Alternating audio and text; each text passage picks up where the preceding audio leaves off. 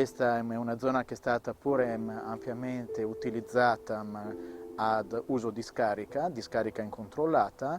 In questo caso possiamo vedere appunto che lo smaltimento di rifiuti che è stato attuato nei decenni precedenti ha portato a degli accumuli di metri e metri di appunto materiale, di questo materiale di riporto che è mescolato.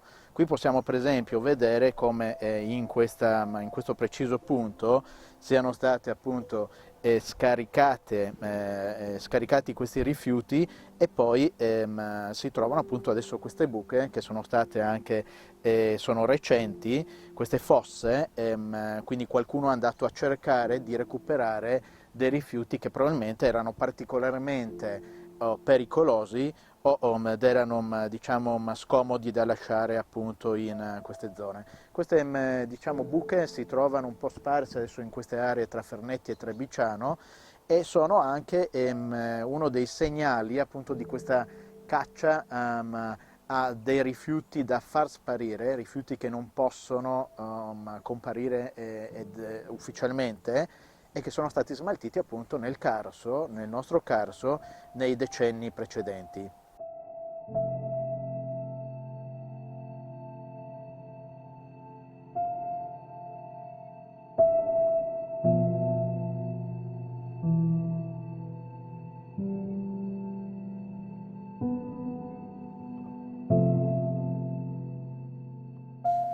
Queste fosse poi in particolare stanno ad indicare che in questo momento c'è sicuramente una notevole attenzione sulla presenza di questi rifiuti particolari, rifiuti scomodi e tossico-nocivi sul Carso. Abbiamo trovato segni di queste escavazioni fatte in questi ultimi tempi a partire da Trebbiciano, proprio nel momento in cui abbiamo sollevato la questione dello smaltimento dei fusti contenenti molto probabilmente armi chimiche dell'ex arsenale di guerra italiano. Questo tipo di rifiuti sono estremamente pericolosi e una loro appunto dispersione incontrollata sull'ambiente carsico può aver naturalmente già portato ha delle conseguenze devastanti appunto per il nostro ecosistema. Conseguenze devastanti che poi vanno purtroppo a colpire anche direttamente la salute dei cittadini. Consideriamo per esempio che il paese di Trebbiciano è uno di quelli con maggiori percentuali di incidenza di tumori in un'area urbana come quella di Trieste già particolarmente appunto e pesantemente colpita.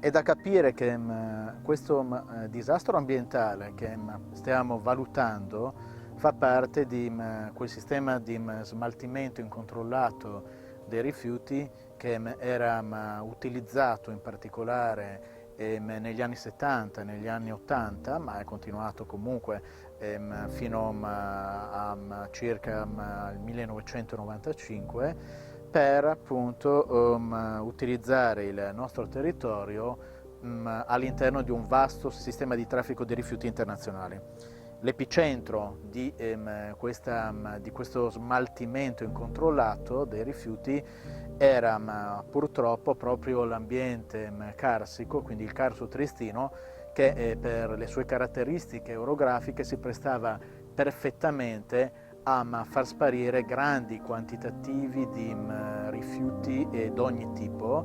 Stiamo parlando in particolare di rifiuti industriali, ma anche, come si ricordava, rifiuti di origine militare, quindi residuati dei depositi chimici delle armi chimiche batteriologiche, ma non solo. Sul Carso si possono trovare tuttora esplosivi, armi, tutto buttato, disperso nell'ambiente e purtroppo nel vasto sistema ipogeo e quindi nelle grotte che costellano appunto il nostro altipiano.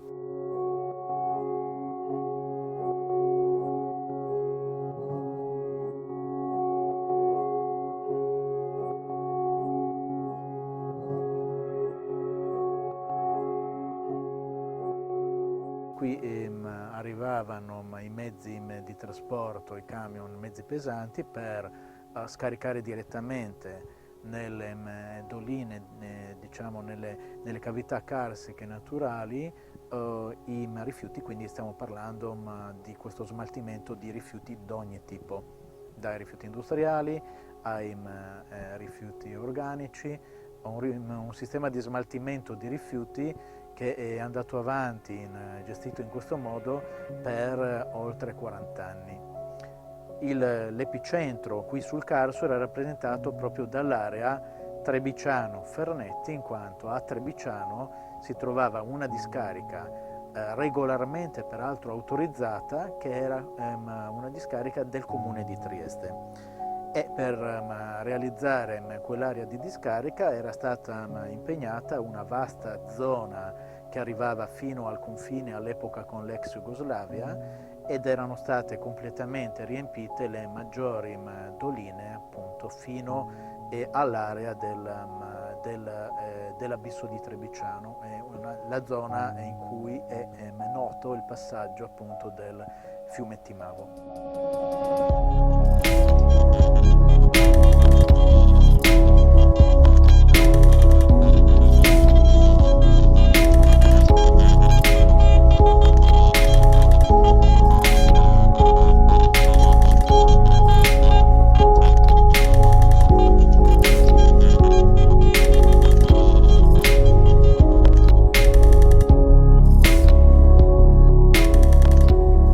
Abbiamo fatto un'indagine anche col catasto regionale delle grotte, sono uscite su 300-350 cavità inquinate in vario modo, di cui poco si sa, tranne le nostre segnalazioni, che però non hanno avuto assolutamente un interesse a livello istituzionale.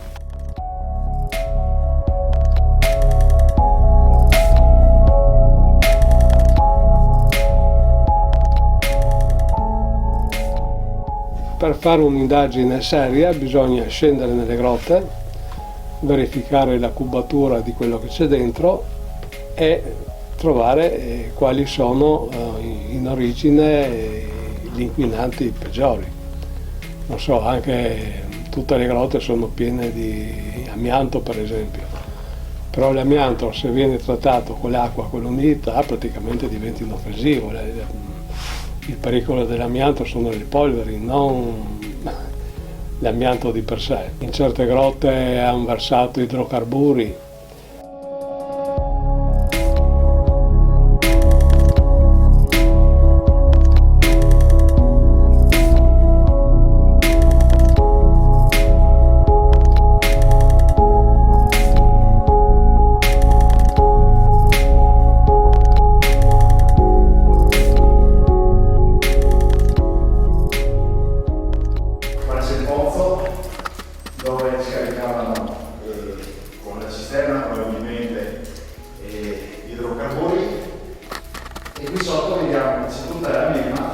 depositi della Mongia è rimasta alta.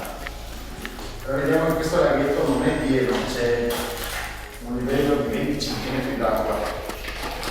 Logicamente i residui pesanti rimanevano sul fondo, i residui leggeri, logicamente più leggeri dell'acqua, passavano per questa cavità, che adesso vedremo, per questa cavità, e adesso sperando di riuscire a illuminare un po' con la luce, vedremo dove andavano a finire. Io posso la mia.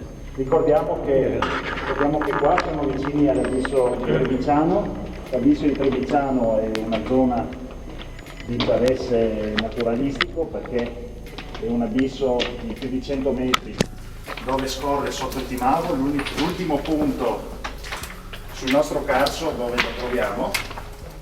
Logicamente il Timavo prende degli affluenti sicuramente da tutto il carso, anche se non ne siamo certamente a conoscenza,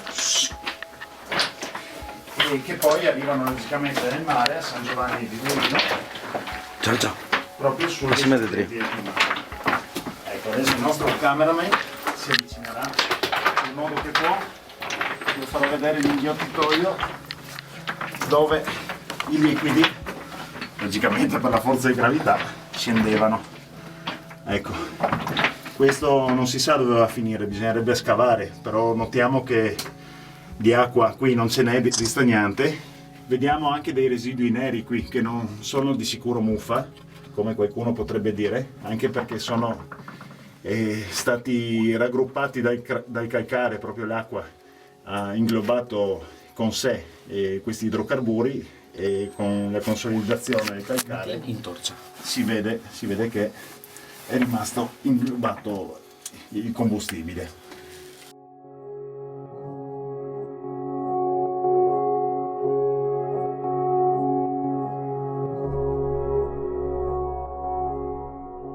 Questa grotta in cui venivano scaricati gli idrocarburi, praticamente i reflui ricavati dalle cisterne, tutte le morchie, le cose più orride, arrivava l'autocisterna, metteva le sue manichette, le scaricava in grotta, ovviamente con il controllo della Guardia di Finanza, tutto regolare, tutto secondo i crismi, parliamo anni 70, non parliamo di oggi. Andava via e la grotta praticamente si è riempita, la parte più densa ha creato una specie di mantello impermeabile sul fondo che in qualche maniera ha bloccato l'inquinamento, però la grotta è stata distrutta.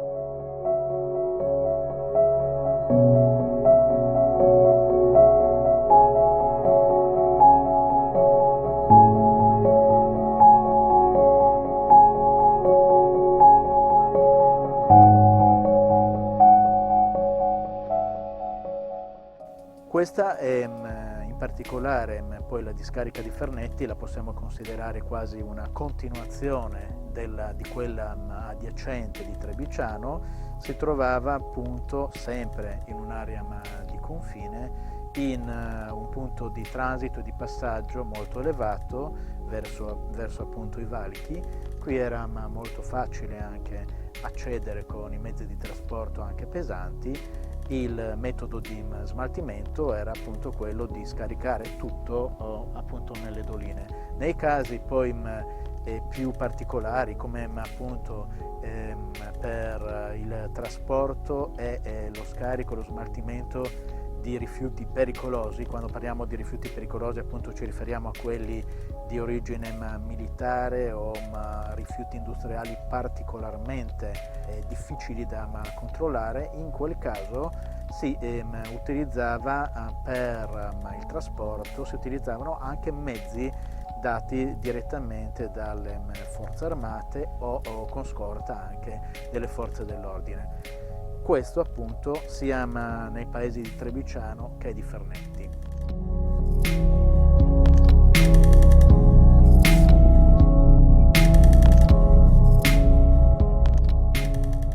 Per inquadrare ancora meglio questo sistema questo sistema che è stato utilizzato a Trieste, dobbiamo anche comprendere il ruolo importante e strategico che aveva in queste operazioni il porto di Trieste, il porto franco internazionale di Trieste.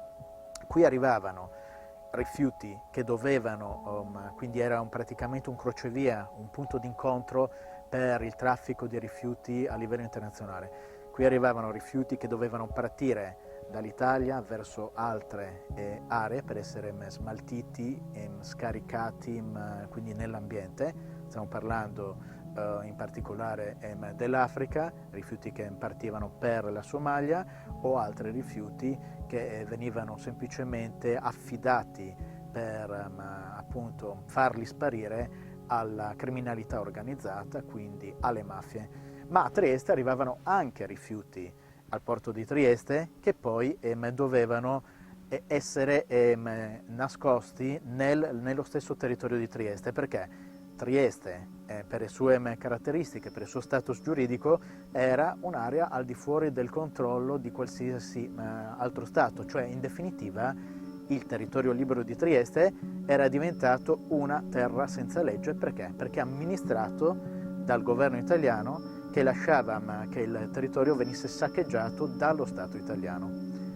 Questo ha portato al fiorire appunto di questo traffico pesantissimo, con il coinvolgimento appunto delle maggiori associazioni della criminalità organizzata italiana.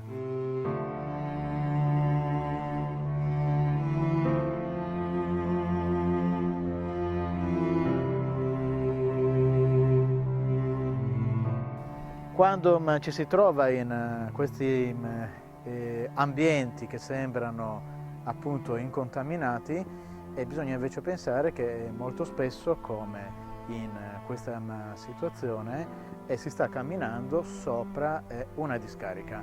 Qui abbiamo in varie aree come questa spessori di metri e metri di fanghi industriali mescolati a terra, appunto, che sono tuttora sepolti e nascosti nelle viscere appunto del Carso.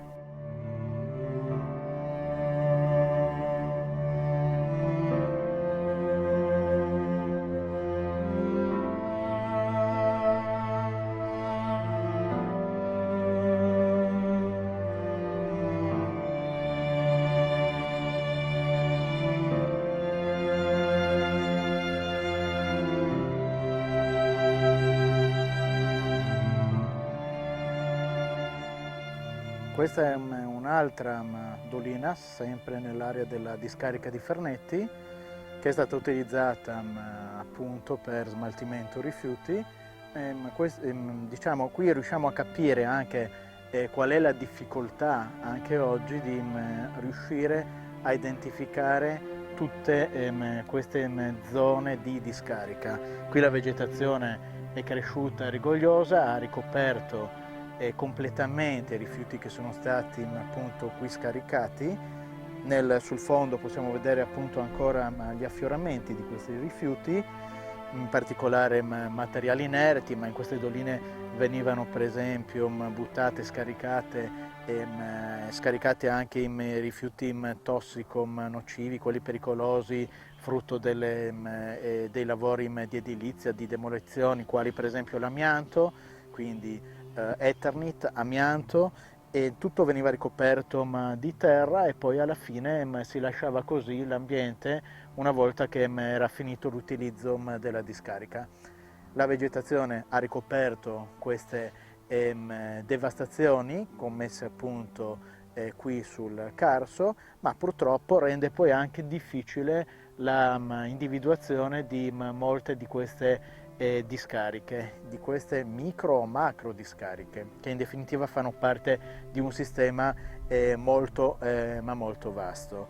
Sul Carso bisogna per esempio considerare che la ricerca di queste zone di discarica spesso è necessaria farla controllando le mappe dell'epoca degli anni 70 con quelle attuali e quindi facendo poi le verifiche sul cambiamento delle quote. dove spariscono, dove sono scomparse quote, per esempio, cioè si sono elevate, quello è un segnale dell'utilizzo della zona come discarica.